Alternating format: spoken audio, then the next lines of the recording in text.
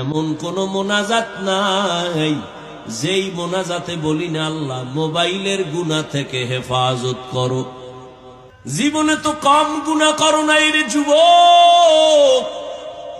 মনে চাইছে পার্কে যাবি, দৌড় মারছো, কারো বাধা মানো নাই। আর কতদিন গেলে তোর মনের আশা মিটবে, তারপরে তওবা করবি। মনের শখ লাগছে, নাচ গান দেখবি, কম দেখো নাই। আরো কতদিন দেখলে তোমার মনের আশা মিটবে, তারপরে তওবা করবা। জীবনে তো কম দাড়ি কাটো নাই, কম নামাজ ছাড়ো নাই রে বাবা। আর কতদিন দাড়ি কাটলে, নামাজ বাদ দিলে তোমার মনের আশা পূরণ হবে, তারপরে তুমি তওবা করবা। এবং একথাও বলো তোমার হায়াতের আর বাকি আছে কতদিন। চোখের সামনে এখন যত লাশ দেখি, সুস্থ আর যুবকের লাশ। মহামারী করোনায় যুবকের লাশ, ছাত্র জনতার বৈষম্য বিরোধী আন্দোলনে যুবকের লাশ, ডেঙ্গুর ভেতরে যুবকের লাশ, গাড়ির নিচে যুবকের লাশ, পানির নিচে যুবকের লাশ, ঘুমের বিছানায় যুবকের লাশ, দরওয়াজা জানালা আটকাইয়া সারা রাত মোবাইল সামনে নিয়ে কবিরা গুনাহ তো জীবনে কম দেখলি না, আর কতবার দেখবা? এখনো কি তওবা করবা না?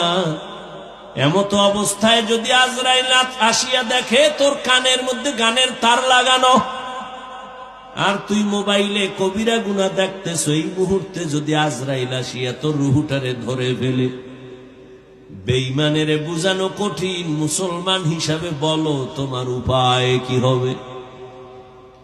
মানুষের শখ থাকে, এই জিনিসটার মধ্যে কি জানি মজা নিছো তো, এখন ফিরে যাও। আমরা তো নিতেই পারলাম না।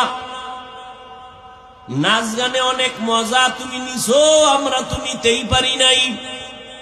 না নিয়েই ফিরে গেলাম, আবার দোয়া চাই ওই পথ থেকে যেন বাঁচতে পারি। এমন কোন মোনাজাত নাই যেই মোনাজাতে বলি না আল্লাহ মোবাইলের গুনাহ থেকে হেফাজত করো। আমি কেমন মানুষ বুঝি না, তুমিও মানুষ আমিও মানুষ। তোমার ছবি না তুললে খারাপ লাগে, আর আমার তুলতে গেলে খারাপ লাগে। বুঝি না তুমি সঠিক মানুষ, আমি মানুষ হইতেই পারি নাই।